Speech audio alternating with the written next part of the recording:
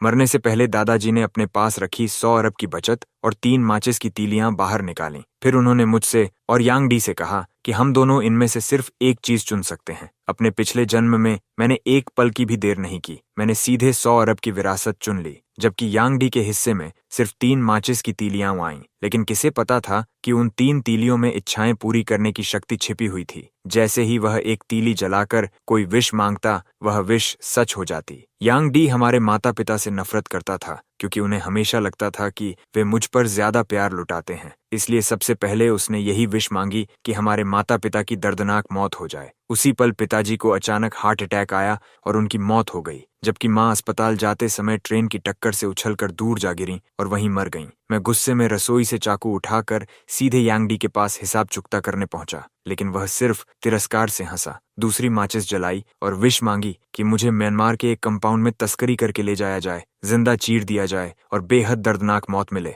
मैं डर से कांप उठा। मैंने अपनी सारी बचत निकाल दी, 1000 से भी ज्यादा बॉडीगार्ड्स रख लिए और अपनी सुरक्षा इतनी कड़ी कर दी कि किसी के लिए भी मेरे पास पहुंचना असंभव होना चाहिए था। लेकिन फिर एक रात अचानक सभी बॉडीगार्ड्स बिल्कुल एक ही समय पर बेहोश होकर गिर पड़े। आखिरकार मुझे फिर भी अगवा कर लिया गया, म्यांमार के उस कंपाउंड में घसीट कर ले जाया गया जहां मुझ पर कल्पना से भी ज्यादा भयानक अत्याचार किए गए और अंत में वहीं मेरी मौत हो गई। जब मैंने दोबारा आंखें खोलीं तो मैं उसी दिन वापस आ चुका था जिस दिन विरासत बांटी जा रही थी। दादाजी कांपते हाथों से 3 माचिस की तीलियां निकाल रहे थे और उनकी कमजोर आवाज गूंजी, ये 100 अरब की विरासत और ये 3 माचिस की तीलियां, तुम दोनों भाइयों में से हर कोई सिर्फ एक चीज चुन सकता है। बिन, तुम बड़े भाई हो, इसलिए पहले तुम चुनो। मेरे पूरे शरीर में एक झटका दौड़ गया। उसी पल मुझे एहसास हुआ कि मैं सचमुच दोबारा जन्म लेकर वापस आ गया हूँ। पिछले जन्म में अपने परिवार की दर्दनाक मौत याद आते ही मैंने तुरंत अपने माता पिता की ओर देखा। वे दोनों बिल्कुल सुरक्षित मेरे पास खड़े थे,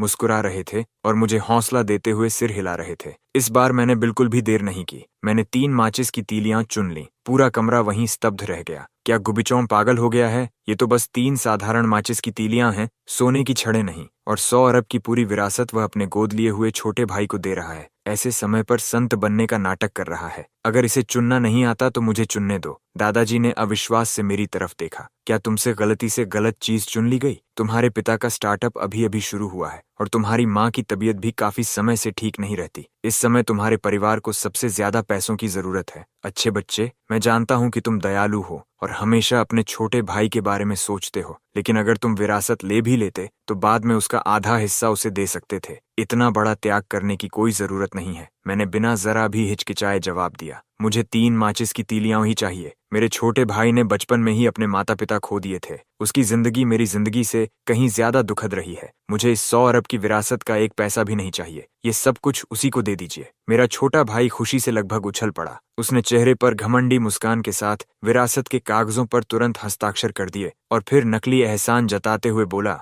धन्यवाद बड़े भाई, तुम सच में बहुत उदार हो। चिंता मत करना, जब तुम इतने गरीब हो जाओगे कि सड़क पर भीख मांगनी पड़ेगी, तब मैं तुम्हें 2 स्टीम्ड बन्स जरूर खरीद कर दूंगा। मैंने उसकी और बाकी लोगों की हंसी मजाक की बिल्कुल परवाह नहीं की, क्योंकि उन माचिस की तीलियों का असली रहस्य सिर्फ मैं जानता था। उसी रात मैंने अपने माता पिता को उनके कमरे में पूरी रात करवटें बदलते सुना। माँ कड़वाहट से बोली, आखिर बचान क्या सोच रहा था? हमने उसे 20 साल से भी ज्यादा समय तक पाला और बदले में हमें यही मिला, एक बेवकूफ बेटा। पिताजी ने गहरी सांस छोड़ते हुए कहा, कल क्रेडिटर आने वाले हैं। अगर हम उनका पैसा वापस नहीं कर पाए तो यह घर भी हमारे हाथ से चला जाएगा। दादाजी हमेशा परिवार में सख्त नियम लागू रखते थे। उनका मानना था कि हर वंशज को अपनी क्षमता के बल पर जिंदगी जीनी चाहिए। पिताजी की कंपनी शुरुआती दौर में बहुत खराब चल रही थी और उसमें पहले ही बहुत सारा पैसा डूब चुका था। उन्हें उम्मीद थी कि मैं दादाजी की विरासत लेकर इस मुश्किल समय में उनकी मदद करूंगा, लेकिन मैंने उसकी जगह 3 माचिस की तीलियां चुन ली। जैसे ही मेरे गोद लिए हुए छोटे भाई को पूरी विरासत मिली, वह मौज मस्ती करने के लिए बाहर निकल गया,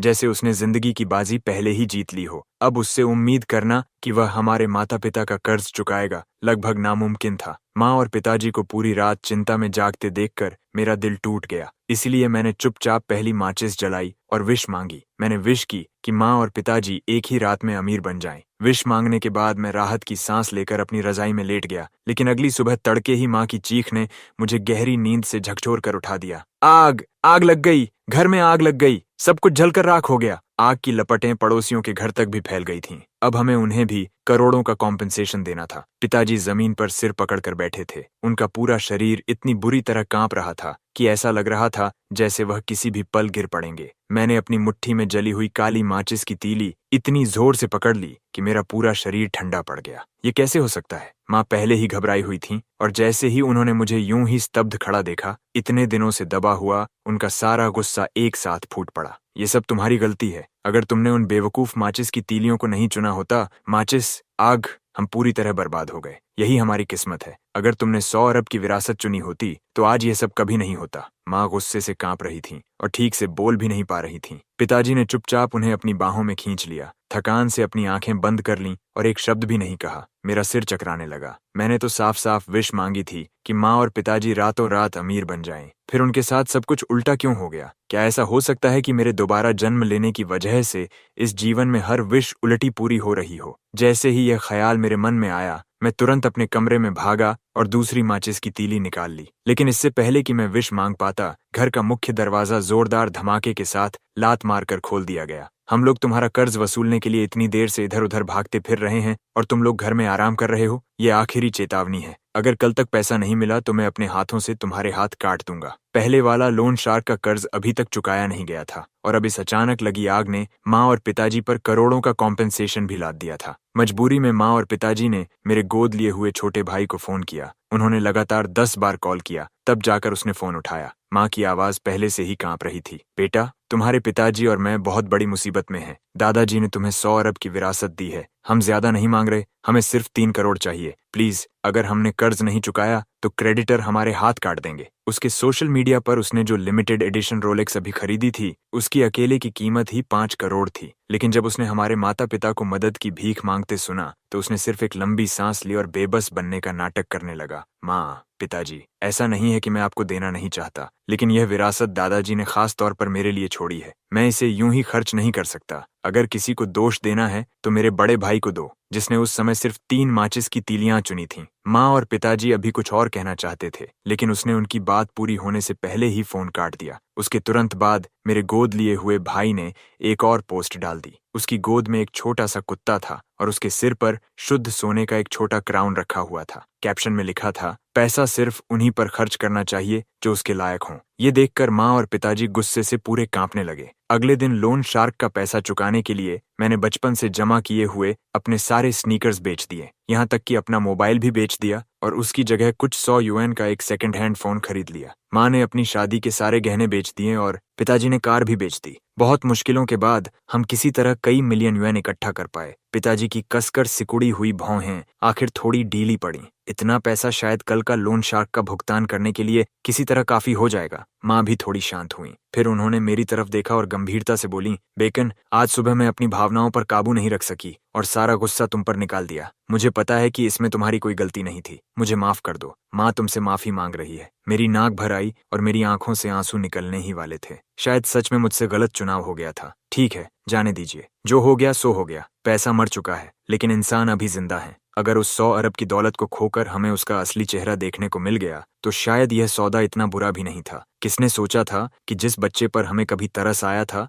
जिसे हमने अपने घर लाकर प्यार से पाला था, वही बड़ा होकर इतना एहसान फरामोश सांप निकलेगा। रात के खाने में सिर्फ सादे स्टीम्ड बंस थे, लेकिन फिर भी हम तीनों ने उस साधारण खाने में थोड़ी सी गर्माहट महसूस की। पिताजी ने अपने भविष्य की योजनाओं के बारे में बात करनी शुरू की और बहुत लंबे समय बाद उनकी आंखों में फिर से उम्मीद की चमक लौट आई। जब तक मेरे पास 2 हाथ और 2 पैर हैं, मैं दोबारा सब कुछ खड़ा कर सकता हूँ। उस रात मैंने दांत भींचकर दूसरी माचिस की तीली जला दी। मैं विश मांगता हूँ कि माँ और पिताजी अपाहिज हो जाएं और पूरी जिंदगी गरीबी में बिताएं। अगर मेरी पहली विश सचमुच उलटी पूरी हुई थी तो इस बार मैं जानबूझकर उलटी विश मांग रहा था। मेरी असली इच्छा सिर्फ इतनी थी कि माँ और पिताजी सुरक्षित, शांतिपूर्ण और खुशहाल जिंदगी जी। मैंने जली हुई माचिस की तीली को इतनी जोर से पकड़ रखा था कि सांस लेने की भी हिम्मत नहीं हो रही थी। मुझे डर था कि अगर पिछली रात की तरह मैं फिर सो गया तो सुबह उठते ही मेरा सामना किसी और भयानक नाइटमेयर से होगा। अब मुझे दौलत या ऊंचे स्टेटस की बिल्कुल परवाह नहीं थी। मैं सिर्फ यही चाहता था कि मेरे माता पिता अपनी पूरी जिंदगी स्वस्थ और खुश रहें।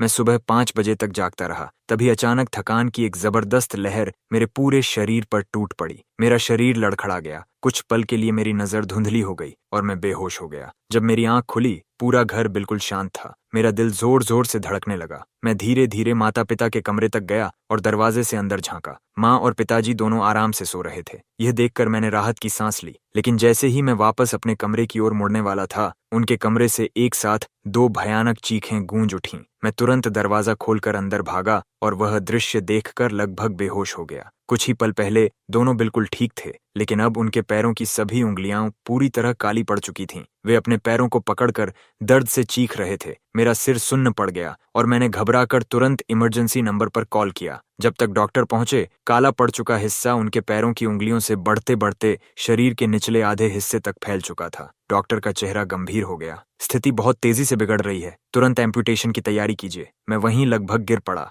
जैसे ही मुझे पिछली रात की अपनी विश याद आई, मुझे खुद से इतनी नफरत होने लगी कि मेरा मन हुआ खुद को टुकड़े टुकड़े कर दूं। बड़ी मुश्किल से जो पैसा हमने इकट्ठा किया था, वह पल भर में सर्जरी की फीस में खत्म हो गया। मुझे इस तरह टूटकर रोता देखकर कि मेरी सांस तक रुकने लगी थी, डॉक्टर भी सिर्फ सिर हिलाकर आह भर सके। हमें इसकी असली वजह नहीं पता। मुझे तो छोड़िए, मेरे अपने टीचर ने भी ऐसा केस पहले कभी नहीं देखा। अगले दिन लोन शार्क पैसे वसूलने अस्पताल पहुंच गए। धत्त तेरे की, हम तुम्हें हर जगह ढूंढ रहे थे। ये मत समझना कि हॉस्पिटल में छिपकर बच जाओगे। आज चाहे कुछ भी हो जाए, हम तुम्हारे हाथ काट कर ही जाएंगे। लेकिन जैसे ही वे कमरे के अंदर आए और मेरे माता पिता के कटे हुए शरीर देखे, वे वहीं ठिठक गए। उनके चेहरों का सारा घमंड पल भर में गायब हो गया और उसकी जगह दया ने ले ली। छोड़ो, जब पैसे हों तब लौटा देना। जाते जाते उन्होंने मुझे 200 यूएन भी दिए और कहा कि कुछ खा कर लेना। मैंने पैसे जेब में रखे तो मेरी उंगलियां तीसरी माचिस की तीली से टकराईं। पहली बार मैंने अच्छी विश मांगी थी, लेकिन उसका नतीजा भयानक निकला। दूसरी बार मैंने जानबूझकर उलटी विश मांगी ताकि बुरी विश अच्छे नतीजे में बदल जाए, लेकिन इस बार भी बुरी बात ही सच हो गई। ये विशेस पूरी करने वाली माचिस नहीं थीं, बल्कि मानो पेंडोरास बॉक्स की चाबी थीं। लेकिन अगर मैं विश ही न मांगूं तो वह भी एक बंद रास्ता था। तीसरी माचिस मेरी आखिरी उम्मीद थी, मेरे और मेरे माता पिता की किस्मत बदलने का आखिरी मौका। लेकिन अब मैं आखिर कैसी विश मांगूं? मेरा दिमाग पूरी तरह उलझ चुका था। मेरे माता पिता को अभी मेरी देखभाल की जरूरत थी, इसलिए फिलहाल मुझे माचिस वाली बात एक तरफ रखनी पड़ी। अचानक हुए एम्पुटेशन के बाद वे दोनों गहरे डिप्रेशन में चले गए। अपने पैर खोने के दर्द और दुख ने उन्हें दिन रात तोड़कर रख दिया था। लेकिन खुद इतनी तकलीफ में होने के बावजूद जब उन्हें दर्द के कारण नींद तक नहीं आती थी, तब भी वे मुझे दिलासा देने की पूरी कोशिश करते थे। हमें दर्द नहीं हो रहा, इसलिए तुम इतना दुखी मत हो। शायद ये ऊपर वाले की परीक्षा है। जब तक हम इसे सहते रहेंगे, आखिर में सब कुछ फिर से ठीक हो जाएगा। मैंने अपने आंसू रोक लिए और खुद को मजबूत बनाए रखा। माता पिता के लिए कुछ पौष्टिक खाना खरीदने के लिए मैं कंस्ट्रक्शन साइट पर जाकर दिहाड़ी मजदूर की तरह काम करने लगा। बड़ी मुश्किल से कुछ दर्जन यूएन कमाने के बाद मैंने उनके लिए 1 पाउंड ब्रेस्ड बीफ खरीदा। अस्पताल लौटते समय पूरे रास्ते में यही सोचता रहा कि उसे देखकर माँ और पिताजी के चेहरे पर मुस्कान आ जाएगी। लेकिन जैसे ही मैं हॉस्पिटल के कमरे में पहुंचा, माँ ने एक कप उठाकर सीधे मेरे सिर पर दे मारा। निकल जाओ, अभी के अभी यहाँ से निकल जाओ। मैं वहीं जड़ होकर खड़ा रह गया। फिर मैंने सिर घुमाया और देखा कि मेरा गोद लिया हुआ छोटा भाई, जो कई दिनों से गायब था, अचानक मेरे माता पिता के पास खड़ा था। उसने घमंड से अपना फोन मेरी तरफ लहराया, फिर मुड़कर प्यार से माँ और पिताजी को सहारा दिया। आप दोनों को लगा कि मैं इन दिनों बाहर मौज मस्ती कर रहा था, लेकिन सच तो ये है कि मैं चुपके से अपने बड़े भाई पर नजर रख रहा था। मुझे बहुत पहले से ही इस पर शक था, इसलिए मैंने ड्रोन की मदद से ये वीडियो रिकॉर्ड की। इस वीडियो की हर चीज बिल्कुल असली है। मेरा बड़ा भाई ऊपर से भले ही दयालु दिखता हो, लेकिन अंदर से वह बेहद खतरनाक और निर्दयी इंसान है। वीडियो में मैं एक मैच को कसकर पकड़े हुए था और पूरी सच्ची नीयत से अपनी विश मांग रहा था। मेरी विश है कि मम्मी और पापा पूरी जिंदगी के लिए डिसेबल्ड हो जाएं और गरीबी में जिए। मम्मी और पापा की आंखों में गुस्सा भड़क उठा। तो यही वजह है कि पिछले कुछ दिनों से हमारी किस्मत इतनी खराब चल रही थी। तुम इतने समय से हमें कर्ज कर रहे थे। मैं घबरा गया और जल्दी जल्दी पूरी सच्चाई बता दी। मम्मी पापा, मेरी बात सुनो। ग्रैंडपा जो मैचेस मेरे लिए छोड़कर गए थे, वे विशेस पूरी कर सकते हैं। पहली बार मैंने विश की थी कि आप लोग रातों रात अमीर बन जाएं, लेकिन उसकी जगह आप बैंक्रप्सी में चले गए। इसलिए दूसरी बार मैंने जानबूझकर बिल्कुल उलटी विश मांगी। एक पल के लिए मम्मी और पापा की आंखों में हिचकिचाहट दिखाई दी, लेकिन तभी यांग डी आगे बढ़ा और उसने जोर से मेरे चेहरे पर थप्पड़ मार दिया। तुम्हारे हिसाब से ग्रैंडपा के मैचेस से चाहे जो भी विश मांगो, उसके बाद सिर्फ डिजास्टर ही होता है ना? कितनी बकवास बात है। वह तुम्हारे असली ग्रैंडपा थे। वह तुम्हें ऐसी चीज क्यों देकर जाते? मम्मी और पापा को उसकी बात सही लगने लगी और उनकी आंखों में लौटी हुई नरमी तुरंत फिर से ठंडी नफरत में बदल गई। आज से यांग डी ही हमारा इकलौता असली बेटा है। तुम सिर्फ बदकिस्मती लेकर आते हो। जितना दूर जा सकते हो हमारी जिंदगी से चले जाओ। मैं पूरी तरह टूट गया। आखिर सब कुछ ऐसा कैसे हो गया? यांग डी ने मेरा सारा सामान कमरे से बाहर फेंक दिया और मैंने मौका देखकर उससे सवाल किया, ये सब तुम्हारी ही चाल है ना? तुम्हें 100 बिलियन की इनहेरिटेंस पहले ही मिल चुकी है, फिर भी तुम मम्मी और पापा को मुझसे छीनना क्यों चाहते हो? उसने मेरी तरफ देखा और तिरस्कार से मुस्कुराया। कोई खास वजह नहीं, बस मैं तुम्हें बिल्कुल भी बर्दाश्त नहीं कर सकता। इतना कहकर उसने दरवाजा जोर से बंद कर दिया। कमरे के अंदर वे तीनों हंसते हुए खुशी खुशी बातें कर रहे थे और मैं अस्पताल के भीड़भाड़ वाले कॉरिडोर में, जहां चारों तरफ लोग आ जा रहे थे, एक पूरे क्लाउन की तरह अकेला खड़ा रह गया। अपनी पिछली जिंदगी में यांग डी ने मम्मी और पापा को बेरहमी से नुकसान पहुंचाया था, लेकिन इस जिंदगी में वह खुद उनके करीब आने की पूरी कोशिश कर रहा था। इसमें कोई शक नहीं था कि वह किसी अच्छे इरादे से ऐसा नहीं कर रहा था। मुझे जितनी जल्दी हो सके सच का पता लगाना था, वरना पिछली जिंदगी की ट्रेजेडी फिर से दोहराई जाती। मेरा पहला शक यही था कि यांग डी ने मेरे हाथ वाले मैचेस बदल दिए थे। शायद विशेष पूरी करने वाले मैचेस की जगह उसने कोई कर्स्ड ऑब्जेक्ट्स रख दिए थे जो सिर्फ डिजास्टर लाते थे। मैंने अपनी हर चीज बेच दी और बहुत सारा पैसा उधार लेकर एक डिटेक्टिव को हायर किया, लेकिन उसकी इन्वेस्टिगेशन का नतीजा मुझे पूरी तरह तोड़ गया। वे तीनों मैचेस सचमुच ग्रैंडपा ने ही मेरे लिए छोड़े थे। यांग डी ने उन्हें कभी छुआ तक नहीं था। बदलना तो बहुत दूर की बात थी। मैं डिटेक्टिव को और इन्वेस्टिगेशन करने के लिए पैसे देना चाहता था, लेकिन उसने साफ मना कर दिया। तुमने सिर्फ 3 मैचेस की इन्वेस्टिगेशन करवाने के लिए उधार लेकर मुझे हायर किया। क्या तुम पागल हो? मेरी अजीब हरकतों की वजह से पूरे डिटेक्टिव सर्कल ने मुझे ब्लैकलिस्ट कर दिया। जब साइंस कोई जवाब नहीं दे सकी तो मेरे पास सुपरनैचुरल का सहारा लेने के अलावा कोई रास्ता नहीं बचा। मैंने ऑनलाइन कई पोस्ट्स किए और देखते ही देखते उन्होंने बड़ा हंगामा मचा दिया। फिर एक बहुत सम्मानित मास्टर ने खुद मुझसे संपर्क किया और कहा कि वह मेरी फ्री में मदद करेंगे। मैं खुशी से झूम उठा और उसी रात उनके पास पहुंच गया। मेरी पूरी कहानी सुनने के बाद मास्टर की आंखें भी आंसुओं से लाल हो गईं और उन्होंने अपनी छाती थपथपाकर वादा किया कि वह मेरी जरूर मदद करेंगे। लेकिन उन्होंने उन मैचेस को बहुत देर तक बार बार हर तरफ से देखा, फिर भी उन्हें उनमें कोई गड़बड़ी नहीं मिली। आखिर में वह सिर्फ मुझे यही कहकर दिलासा दे सके कि बुरे लोगों को एक दिन हेवन जरूर सजा देता है। अगर समस्या मैचेस में नहीं थी तो क्या समस्या मुझ में थी? लेकिन कुछ ही हफ्ते पहले मेरा पूरा मेडिकल एग्जामिनेशन हुआ था। मेरे शरीर से लेकर मेरी मेंटल स्टेट तक सब कुछ बिल्कुल स्वस्थ था। जब मेरे पास कोई भी रास्ता नहीं बचा, तभी अचानक मुझे मेरे अडॉप्टेड ब्रदर की भेजी हुई एक पिक्चर मिली। भाई, मम्मी और पापा ने मुझे तुम्हारा कमरा दे दिया। ओह, और लगता है ये वही ट्रांसफॉर्मर है जिसे तुम बचपन से सबसे ज्यादा प्यार करते थे। मुझसे गलती से ये टूट गया। तुम मुझे दोष नहीं दोगे, है ना? मैंने अपना फोन इतनी जोर से पकड़ लिया कि मेरी उंगलियों की गांठें सफेद पड़ गईं। वही ट्रांसफॉर्मर ग्रैंडपा की छोड़ी हुई आखिरी निशानी था जो मुझसे सबसे ज्यादा प्यार करते थे। गुस्सा सीधे मेरे सिर पर चढ़ गया और मेरा मन किया कि अपने अडॉप्टेड ब्रदर के टुकड़े टुकड़े कर दूं। लेकिन तभी मेरी नजर पिक्चर के कोने में मौजूद एक छोटी सी डिटेल पर पड़ी। उसे मास्टर की अभी अभी कही हुई बात से जोड़ते ही मुझे अचानक सब कुछ समझ में आ गया। आखिरकार मुझे समझ आ गया कि इस जिंदगी में मैंने जो पहली 2 विशेस मांगी थीं, वे मुझे वह क्यों नहीं दे पाईं जो मैं चाहता था। और मुझे यह भी पूरी तरह समझ आ गया कि मेरी तीसरी विश आखिर क्या होनी चाहिए। जब मैंने अपने किराए के कमरे में तीसरी मैच जलाई तो मेरा पूरा शरीर उत्साह से कांप रहा था। मुझे यकीन ही नहीं हो रहा था कि सच्चाई इतने समय से मेरे इतने करीब थी, फिर भी मुझे उसे समझने में इतना समय लग गया। जैसे ही मैच पूरी तरह जलकर बुझी, मेरी नजर खिड़की के बाहर एक लाल डॉट पर पड़ी जो एक पल के लिए चमका। जैसा मैंने सोचा था, मेरा अडॉप्टेड ब्रदर अब भी ड्रोन के जरिए मेरी निगरानी कर रहा था। मैंने बिल्कुल शांत रहकर जली हुई मैच स्टिक की एक फोटो खींची और उसे भेज दी। मैंने अपनी तीसरी विश मांग ली है। कुछ ही दिनों में तुम मुझसे अपनी जान की भीख मांगोगे। उसने जवाब में सिर्फ एक आई रोल इमोजी भेजा। मेरा उससे बहस करने का कोई इरादा नहीं था, इसलिए मैं बिस्तर पर लेट गया और गहरी नींद में सो गया। उस रात मैंने बहुत लंबे समय बाद सबसे सुकून भरी नींद ली। मुझे पूरा विश्वास था कि जब मैं जागूंगा तो मेरे सामने एक खुशहाल और पूरा जीवन मेरा इंतजार कर रहा होगा। लेकिन जब आखिरकार मेरी आंख खुली तो मेरे सामने खड़ा इंसान मेरा अडॉप्टेड ब्रदर था। मैं खुशी से भर उठा। मैंने कभी नहीं सोचा था कि मैच इतनी जल्दी मेरी विश पूरी कर देगी। तो तुम इतनी जल्दी मुझसे रहम की भीख मांगने आ गए? इतने साल हम भाई रहे हैं, इसीलिए अगर तुम ग्रैंडपा की इनहेरिटेंस का आधा हिस्सा मुझे दे दो तो मैं इस बात को यहीं खत्म कर दूंगा। मेरे अंदर आत्मविश्वास कूट कूट कर भरा हुआ था। कल जब मेरे अडॉप्टेड ब्रदर ने मेरा टूटा हुआ ट्रांसफॉर्मर दिखाकर मुझे चढ़ाने के लिए फोटो भेजी थी, तभी मैंने उस तस्वीर के कोने में छिपा हुआ एक बेहद बारीकी से बनाया गया सिंबल देख लिया था। वह सिंबल ब्लैक मार्केट के सबसे बदनाम डेस्पेराडो वल्चर का था। वल्चर पैसे लेकर काम करता था। कीमत सही हो तो वह किसी भी टारगेट और किसी भी जॉब को स्वीकार कर लेता था। अपनी पिछली जिंदगी में जब मेरे अडॉप्टेड ब्रदर ने मुझे कर्ज किया था, तब मैंने बहुत बड़ी रकम देकर उसे अपना बॉडीगार्ड हायर किया था। इसीलिए मैं उस निशान को देखते ही पहचान गया। जैसे ही मैंने उस सुराग का पीछा करना शुरू किया, मुझे जल्दी ही पता चल गया कि जिस समय मैंने पहली विश मांगी थी कि मेरे मम्मी पापा अमीर बन जाएं,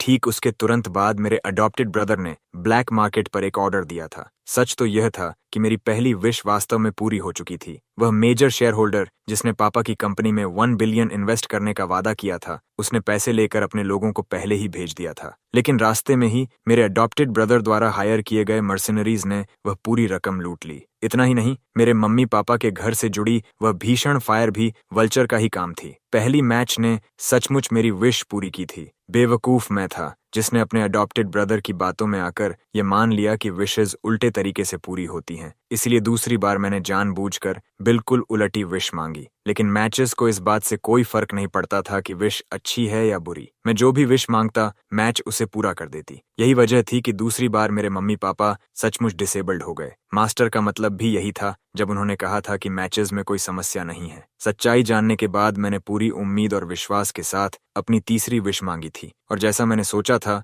अगले ही दिन मेरा अडॉप्टेड ब्रदर खुद मुझे ढूंढता हुआ आ गया। मैं घमंड से भरा खड़ा था। उसके मुझसे रहम की भीख मांगने का इंतजार कर रहा था। लेकिन यांग डी की आंखों में अजीब सी खिल्ली उड़ाने वाली मुस्कान थी, जैसे उसे बहुत मजा आ रहा हो। उसने आराम से एक मिरर मेरी तरफ बढ़ा दिया। भाई, मुझे सच में जानने की बड़ी उत्सुकता है। आखिर तुमने ऐसी कौन सी विश मांगी थी कि खुद को इतना डरावना बना लिया? एक पल में मेरे पूरे शरीर में भयानक डर दौड़ गया। मैंने घबराकर मिरर हाथ में लिया और जैसे ही उसमें अपना चेहरा देखा, मेरी चीख निकल गई और मैंने उसे दूर फेंक दिया। ये कैसे हो सकता है? नहीं, ये नामुमकिन है। मैं जरूर कुछ गलत देख रहा हूँ। मैं इस सच्चाई को मानने के लिए तैयार नहीं था, इसलिए मैंने नीचे फर्श पर टूटे हुए मिरर के टुकड़ों की तरफ देखा। लेकिन इस बार खून जमा देने वाली सच्चाई ने मुझे हथौड़े की तरह आकर मारा। मिरर अनगिनत टुकड़ों में टूट चुका था और हर एक टुकड़े में वही भयानक चेहरा मुझे घूर रहा था। कांपते हुए मैंने अपने चेहरे की त्वचा को छुआ। मेरी उंगलियों के नीचे लटकती हुई बूढ़ी और झुर्रियों से भरी स्किन महसूस होते ही मुझे इतनी घिन आई कि मुझे उल्टी होने वाली थी। सिर्फ एक ही रात में मैं किसी तरह 70 साल बूढ़ा हो चुका था।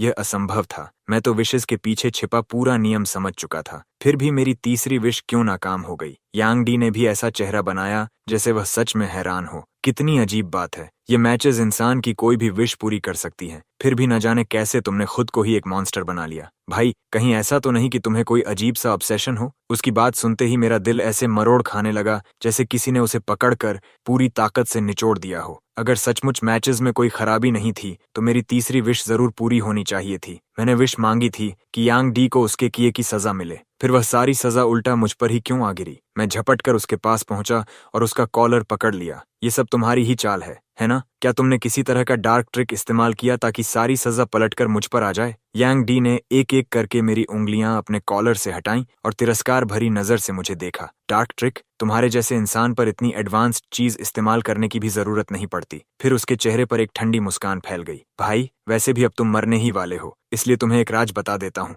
मैं भी रिबॉर्न हुआ हूँ। मेरी आंखें फैल गईं और मेरा दिमाग तेजी से दौड़ने लगा। पिछली जिंदगी में यांग डी ने इन्हीं मैचेस से विशेस मांगकर मुझे और मेरे मम्मी पापा को इतनी बुरी तरह बर्बाद किया था कि हम सबकी मौत भी चैन से नहीं हुई थी। अगर वह भी रिबॉर्न हुआ था तो इस जिंदगी में उसे भी मैचेस के लिए मुझसे लड़ना चाहिए था। मैंने जितना भी सोचा, मुझे उसकी बात समझ नहीं आई। फिर तुमने मैचेस मुझे लेने क्यों दिए? क्या तुम्हें डर नहीं था कि मैं इन्हीं से तुमसे बदला ले लूंगा? यांग डी इतनी जोर से हंसा कि उसकी आंखों से आंसू निकल आए। भाई, मुझे पता था कि तुम मुझसे नफरत करोगे। मुझे यह भी पता था कि तुम्हारी तीसरी विश यही होगी कि मेरी मौत बहुत दर्दनाक हो। लेकिन अब मुझे देखो, मैं बिल्कुल सही सलामत यहाँ खड़ा हूँ, जबकि तुम खुद इस घिनौने रूप में बदल चुके हो। तुम्हारा गुस्सा देखकर तो लगता होगा जैसे तुम्हारे फेफड़े फटने वाले हैं, है ना? मैं वहीं जड़ होकर खड़ा रह गया। फिर यांग डी मेरे कान के पास झुककर रहस्यमयी आवाज में बोला, ये तीनों मैचेस सचमुच विशेष पूरी कर सकती हैं, लेकिन जो इंसान इन्हें इस्तेमाल करता है आखिर में उसी पर बैकलैश होता है। पिछली जिंदगी में मैंने 2 विशेष इस्तेमाल करके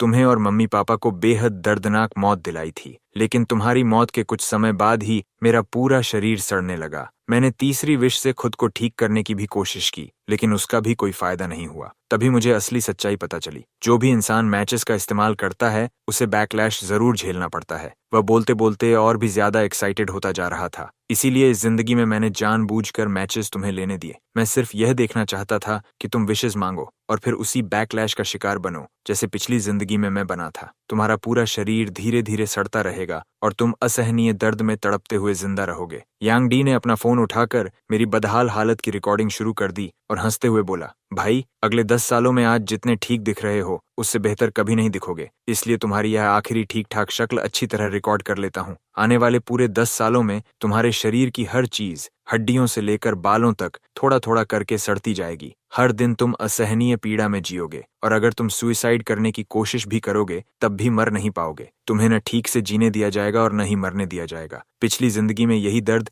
मुझे पागल बना चुका था, लेकिन चिंता मत करो भाई, इस जिंदगी में मैं तुम्हारे लिए सबसे अच्छे डॉक्टर्स हायर करूंगा और सबसे महंगी मेडिसिन खरीदूंगा। मैं ये सुनिश्चित करूंगा कि हर सेकंड, हर मिनट तुम पूरी तरह होश में रहो, तभी तो मैं सच्चे भाई होने का फर्ज निभा पाऊंगा। उसके सामने लगभग पागल हो चुके यांग डी को देखकर मुझे सिर्फ निराशा महसूस हुई। जब मम्मी पापा पहली बार उसे घर लाए थे तब वह इतना दुबला पतला और छोटा था कि किसी बेसहारा स्ट्रे बच्चे जैसा लगता था। उसे बस मेरे पीछे पीछे घूमना और मुझे बिग ब्रदर कहना आता था। मैंने उसे सिर्फ एक कैंडी दी थी और वह इतना भावुक हो गया था कि उसकी आंखों में आंसू आ गए थे। उसने कसम खाई थी कि बड़ा होकर बहुत सारे पैसे कमाएगा और मुझे ढेर सारे स्नैक्स खरीद कर देगा। हमारा पूरा परिवार उससे बहुत प्यार करता था और उसे लगभग सिर पर बिठाकर रखता था। वह स्वभाव से बहुत सेंसिटिव था, इसलिए बचपन से लेकर आज तक उसने जो भी पहना या इस्तेमाल किया वह बिल्कुल मेरे जैसा होता था और कई बार तो मुझसे भी बेहतर। मुझे विश्वास था कि अगर हम उसे भरपूर प्यार देंगे तो वह बड़ा होकर दयालु, समझदार और खुले दिल वाला इंसान बनेगा,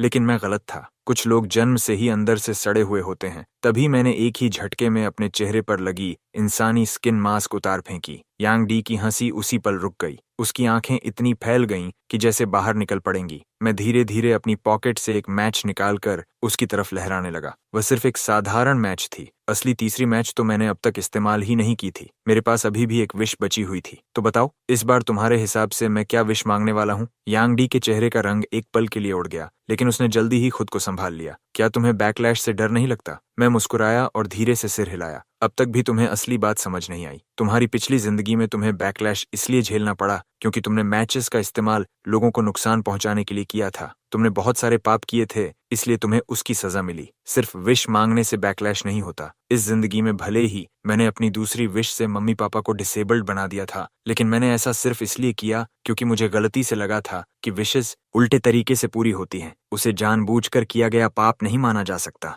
अभी मैंने जानबूझकर ऐसा दिखावा किया कि मुझ पर बैकलैश हुआ है ताकि मैं तुम्हें सब कुछ कबूल करवाने के लिए फंसा सकूं। और अभी तुमने जो एक एक शब्द कहा है वह सब रिकॉर्ड होकर मम्मी पापा के पास भेजा जा चुका है। अब वे तुम्हारा असली चेहरा देख चुके हैं और अब मैं इस तीसरी मैच का इस्तेमाल करके तुम्हें तुम्हारे हर अपराध की कीमत खून से चुकवाऊंगा। यांग डी ने एक तेज चीख मारी और मेरी तरफ झपट पड़ा। वह मैच मुझे दे दो। अगले ही पल हम दोनों के बीच जबरदस्त हाथापाई शुरू हो गई। वह पागल कुत्ते की तरह लड़ रहा था, बेतहाशा हाथ पैर चला रहा था और उसने पास रखी एक चेयर उठाकर पूरी ताकत से मेरे सिर पर दे मारी। एक जोरदार धमाके के साथ मैं जमीन पर गिर पड़ा और मैच मेरे हाथ से छूटकर थोड़ी दूर जा गिरी। यांग डी ने तुरंत उसे उठा लिया और जला दिया। मेरी विश है कि तुम्हारा पूरा शरीर सड़ जाए और तुम्हारी मौत बेहद दर्दनाक हो। मैंने भौहें सिकोड़ लीं। पिछली जिंदगी में तुम पहले ही दूसरों को कर्ज करने के लिए मैचेस का इस्तेमाल करके भयानक अंजाम भुगत चुके हो और अब इस जिंदगी में भी तुम फिर किसी को कर्ज करने की हिम्मत कर रहे हो। क्या तुम्हें बैकलैश का जरा भी डर नहीं है? यांग डी ने जानबूझकर नकली हैरानी से अपनी आंखें बड़ी कर लीं। तुम्हें कर्ज करूं? नहीं नहीं, मैं तुम्हें बिल्कुल भी कर्ज नहीं कर रहा था। मुझे तो लगा था कि ये मैचेस हमेशा उलटी विश पूरी करती हैं। मेरी गलती। असल में तो मैं यही विश करना चाहता था कि मेरे प्यारे भाई की सेहत हमेशा अच्छी रहे और वह खुशहाल परफेक्ट लाइफ जिए। फिर उसने मासूमियत से पलकें झपकाईं। उसके होंठों के कोने ऊपर उठे हुए थे, लेकिन उसकी आंखों से झट टपक रहा था। लेकिन अब तो मैच जल चुकी है, इसलिए मैं इसे ठीक भी नहीं कर सकता। मेरा भाई इतना दयालु इंसान है, इसलिए मुझे पूरा यकीन है कि तुम मुझे माफ कर दोगे, है ना? मैंने धीरे से एक लंबी सांस छोड़ी। मेरी तीसरी विश ये होने वाली थी कि मम्मी पापा लंबी स्वस्थ जिंदगी जी और तुम्हें तुम्हारे हर अपराध की उचित सजा मिले। यांग डी ने बेसब्री से जीभ चटकाई। एक मैच, एक विश। मैं अपनी विश पहले ही मांग चुका हूँ, अब अपनी विश अगली जिंदगी के लिए बचा कर रखना। वह मुड़कर जाने लगा, लेकिन ठीक उसी पल मैंने अपने पीछे से अभी अभी जली हुई एक और मैच स्टिक निकालकर उसके सामने कर दी। छोटे भाई, कहीं तुम्हें सच में यह तो नहीं लगा कि मैं इतना बेवकूफ हूं कि असली तीसरी मैच तुम्हारे सामने लहराऊं और तुम्हें उसे चुराने दूं? जो मैच तुमने छीनी थी वह तो बस एक बिल्कुल साधारण मैच थी। जो मैंने अभी जलाई है वही असली तीसरी मैच थी। यांग डी का चेहरा उसी पल गुस्से से विकृत हो गया। तुमने मुझे धोखा दिया, सच में तुमने मुझे धोखा दे दिया। फिर उसके चेहरे पर शिकायत और आत्मदया के भाव आ गए। तुम बचपन से अपने मम्मी पापा के साथ एक खुशहाल परिवार में पले बढ़े। भाई, तुमने पूरी जिंदगी खुशियां देखी हैं, फिर तुम मेरे जैसे अनाथ को चैन से क्यों नहीं जीने देते? अगर मैंने ये बात पहले सुनी होती तो शायद मुझे फिर से उस पर तरस आ जाता, लेकिन अब मुझे सिर्फ घिन महसूस हो रही थी। कुछ लोग जन्म से ही एहसान फरामोश होते हैं। तुम उनके लिए चाहे जितना भी कर दो, उन्हें हमेशा यही लगेगा कि वह कम है। यांग डी ने दांत भींचकर गुर्राते हुए कहा, तो क्या हुआ अगर मैच तुम्हारे पास है? उसके बिना भी मैं तुम्हें ऐसी हालत में पहुंचा सकता हूं कि तुम खुद मौत की भीख मांगोगे। उसने तेजी से अपने फोन की स्क्रीन पर कई बार टैप किया। अगले ही सेकंड दरवाजे के बाहर से ब्लैक क्लोथ्स पहने हुए लोगों का एक बड़ा झुंड अंदर घुस आया। सबसे आगे चल रहा था ब्लैक मार्केट का सबसे बदनाम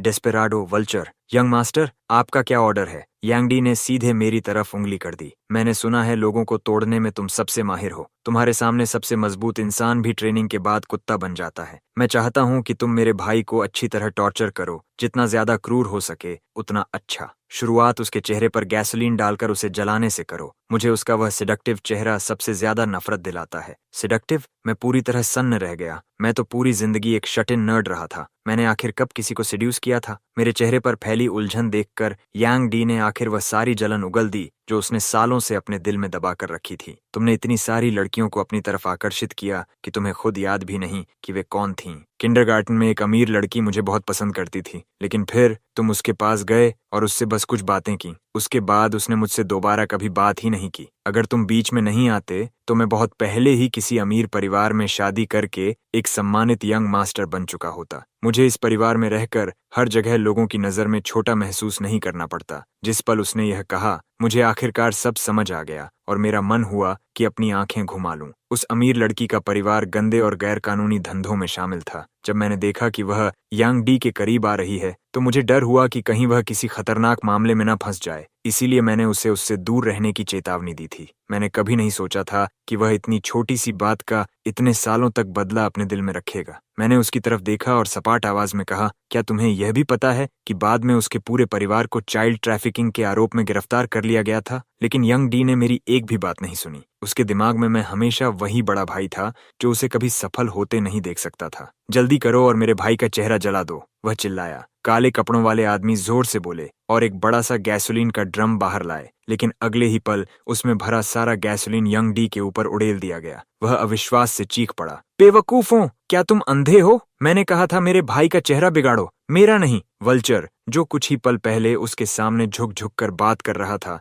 अचानक आगे बढ़ा और यंग डी के पेट में जोरदार लात मार दी। मैं दशकों से इस धंधे में हूँ और पहली बार किसी को मुझे मुफ्त में बेवकूफ बनाने की कोशिश करते देखा है। तुमने कहा था कि अगर मैं तुम्हारी मदद करूं तो मुझे सोने की ईंटों से भरा पूरा डिब्बा दोगे। मैंने सोचा था कि तुम कोई अमीर घराने के नौजवान हो, लेकिन आज पता चला कि उन सारी गोल्ड बार्स के अंदर सिर्फ चॉकलेट भरी थी। तुमने सच में हमें बेवकूफ समझ लिया और ऊपर से हमें ही इडियट कहने की हिम्मत करते हो। उसी पल मुझे समझ आ गया कि मेरी तीसरी इच्छा यानी यंग डी को उसके कर्मों की सजा मिलना अब असर दिखाना शुरू कर चुकी थी। यंग डी चीखते हुए पीछे लड़खड़ा गया। ये मैंने नहीं किया। मेरे भाई ने मैच की मदद से उन गोल्ड बार्स पर कर्ज कर दिया था। उसके आसपास खड़े सारे आदमी जोर जोर से हंस पड़े। कर्स, तुम क्या किसी फेरी टेल के प्रिंस हो? वल्चर ने लाइटर जलाते हुए ताना मारा। चलो लड़कों, इसे थोड़ी आग दिखाते हैं, शायद इसका दिमाग ठिकाने आ जाए। जब यंग डी की दर्द भरी चीखें पूरे कमरे में गूंज रही थीं, मैंने उस अफरा तफरी का फायदा उठाया, किराए के अपार्टमेंट से बाहर निकला और पूरी ताकत से अपने घर की ओर दौड़ पड़ा। हालांकि यंग डी ने अपनी जिंदगी में हर तरह के बुरे काम किए थे, फिर भी निकलने से पहले मैंने उसके लिए पुलिस को फोन कर दिया। आखिर अगर मैं बस खड़ा होकर उसे मरते हुए देखता रहता तो कानून की नजर में मैं भी दोषी होता। घर पहुंचते ही माँ और पापा दौड़कर आए और मुझे कसकर गले लगा लिया। वे बार बार मुझसे माफी मांगने लगे। अगर वे रिकॉर्डिंग्स नहीं होती तो हम पूरी तरह उसके धोखे में आ जाते। हमें माफ कर दो बेकन, हमने सच में तुम्हें गलत समझा। मेरी तीसरी इच्छा यही थी कि माँ और पापा स्वस्थ और खुश रहें। कुछ ही समय बाद हमें एक नए बायोलॉजिकल प्रोस्थेटिक्स रिसर्च प्रोजेक्ट की तरफ से सूचना मिली। वे चाहते थे कि मेरे माता पिता इलाज करवाने वाले पहले वॉलंटियर्स बने और पूरा इलाज बिल्कुल मुफ्त था। मेरे माता पिता को ऑपरेशन थिएटर में स्ट्रेचर पर ले जाया गया, लेकिन सिर्फ कुछ घंटों बाद वे अपने पैरों पर दौड़ते हुए बाहर आए। ये नई बायोटेक इंसानी शरीर के साथ इतनी अच्छी तरह जुड़ गई थी कि वे फिर से दौड़ सकते थे, कूद सकते थे और ऐसा लगता था मानो उनके असली पैर कभी गए ही नहीं थे। जिस इन्वेस्टर ने पहले मेरे माता पिता में निवेश करने का फैसला किया था, उसने भी उन्हें फिर से ढूंढ लिया और दोबारा पार्टनरशिप शुरू कर दी। उसने माँ और पापा का पूरा साथ दिया ताकि वे अपनी जिंदगी नई शुरुआत के साथ फिर से बना सकें। कुछ दिनों बाद हमें यांग डी के बारे में खबर मिली। उसके शरीर का 99% से भी ज्यादा हिस्सा बुरी तरह झुलस चुका था और उस असहनीय दर्द की यातना ने उसका मानसिक संतुलन पूरी तरह छीन लिया था। माँ, पापा और मैंने बिना कुछ कहे तय कर लिया कि हम उससे मिलने नहीं जाएंगे। उसने हमें कभी अपना परिवार नहीं माना, इसलिए अब उसके पास जाकर ऐसी दया दिखाने का कोई मतलब नहीं था जिसकी उसने कभी कद्र नहीं की। कुछ महीनों बाद मेरे माता पिता की नई कंपनी सफलतापूर्वक स्टॉक मार्केट में लिस्ट हो गई और किस्मत ने भी उनका पूरा साथ दिया। सही समय पर सही मौका मिलने की वजह से उन्होंने न सिर्फ अपना हर कर्ज चुका दिया, बल्कि देखते ही देखते बहुत बड़ी दौलत भी कमा ली। दूसरी तरफ यांग डी अपने मुंह में पेन दबाकर एक के बाद एक माफी के पत्र लिखता रहा। वह कहता था कि वह नासमझ था। वह कहता था कि उसे अपनी गलती का एहसास हो गया है। वह हमसे एक और मौका देने की भीख मांगता रहा, लेकिन उसकी लिखी हर एक माफी सीधे कूड़ेदान में फेंक दी गई। हम सब दिल से सच्चाई जानते थे। यांग डी को अपने किए पर पछतावा नहीं था, उसे सिर्फ डर था। बीमारी और दर्द की कभी न खत्म होने वाली यातना के बीच यांग डी किसी तरह पूरे 3 साल तक जिंदा रहा। जब आखिरकार उसकी मौत हुई तो हमने उसका अंतिम संस्कार एक प्रोफेशनल कंपनी को सौंप दिया। मैंने सुना था कि उसके मरने तक उसके शरीर पर स्वस्थ मांस का एक भी टुकड़ा बाकी नहीं बचा था। कुछ जगहों पर तो सड़न इतनी गहरी हो चुकी थी कि हड्डियां तक साफ दिखाई देने लगी थीं। यंग डी की मौत के बाद दादाजी द्वारा उसके नाम छोड़ी गई 100 अरब की विरासत कानूनी रूप से मेरे नाम ट्रांसफर कर दी गई, लेकिन मैंने उस पैसे को यांग डी की तरह ऐशो आराम और फिजूल खर्ची में बर्बाद नहीं किया। मुझे अच्छी तरह पता था कि दादाजी और उनकी पीढ़ी ने उस समय बिजनेस की दुनिया में कितनी कठिन लड़ाइयां लड़ी थीं। उस धन का एक एक पैसा उनके खून, पसीने और अनगिनत त्याग से कमाया गया था। मैंने उस विरासत का आधा हिस्सा चैरिटी में दान कर दिया और बाकी आधे से एक लंबी अवधि की फाइनेंशियल प्लान तैयार की। कुछ और साल बीत गए। मेरे माता पिता देश के सबसे अमीर लोगों में शामिल हो गए। मैंने ग्रेजुएट स्कूल सफलतापूर्वक पूरा किया और अपनी इच्छा से कंपनी में सबसे निचले पद से काम शुरू किया। माँ और पापा बहुत पहले ही तय कर चुके थे कि भविष्य में परिवार की पूरी जिम्मेदारी मुझे ही संभालनी होगी और मैं ही उनका उत्तराधिकारी बनूंगा। इसलिए चाहे आगे कुछ भी हो, मैं हमेशा पूरी मेहनत करता रहूंगा। मैं न अपने माता पिता की उम्मीदों को टूटने दूंगा और न ही खुद को कभी निराश होने दूंगा।